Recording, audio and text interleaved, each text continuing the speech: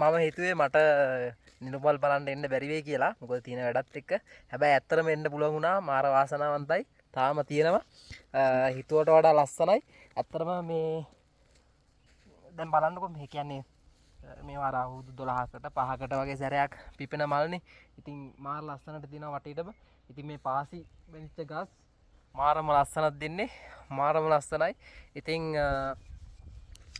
මට වාසනාව හම්බුණා මේ පාර නිරුමල් බලන්න එන්න තියෙන වැඩත් එක්ක. ඉතින් බලන්න ලස්සන වටපිටාවේ තියෙන මගෙත් එක්කම විදලා බලන්න මේ තියෙන ලස්සන.